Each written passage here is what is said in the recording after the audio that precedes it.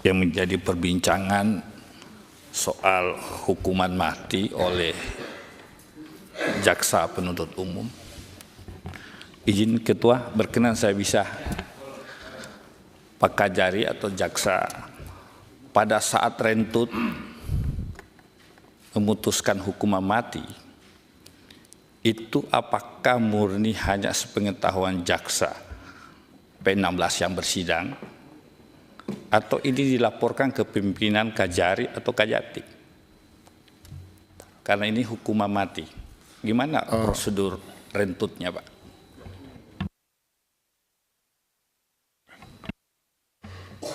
Baik pimpinan, baik izin Bapak kami menjawab terkait dengan hukuman mati. Kami melakukan rencana tuntutan Bapak secara berjenjang Bapak. Dari kami, dari jaksa penuntut umum yang menyidangkan perkara, terus kemudian ke kami selaku Kajari, terus kemudian dari kemudian ke Kejati, selanjutnya ke Jampidum Bapak. Baik. Berarti ini dilaporkan. Izin Kan kami laporkan Bapak secara berjenjang Bapak. Dilapor ya? Oke, dilaporkan baik. secara berjenjang Bapak. Pak Kajari, ini kasus kan pertama kan pemilik barang bukti ini kan belum dihadirkan di persidangan. Tadi sudah disampaikan oleh ketua kami bahwa ada derajat kesalahan, Pak. Dan rasa-rasanya yang dituntut mati ini kalau membaca konstruksi hukumnya justru derajatnya paling kecil. Inilah penyebab kenapa memantik reaksi publik. Karena dianggap tidak adil, Pak. ABK yang baru bekerja dengan honor gaji seperti itu, tiba-tiba dibebankan hukuman mati. Nah, ini yang jadi problem, sehingga persepsi masyarakat lagi-lagi orang kecil, hukum tajam ke orang kecil. Dan ini yang kami tidak mau sebenarnya, Pak.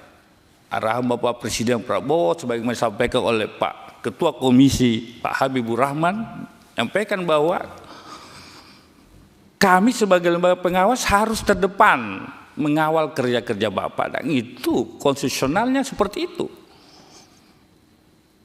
Kalau bicara check and balance, ketatanegaraan, Bapak ini organ pembantu presiden di bidang penuntutan.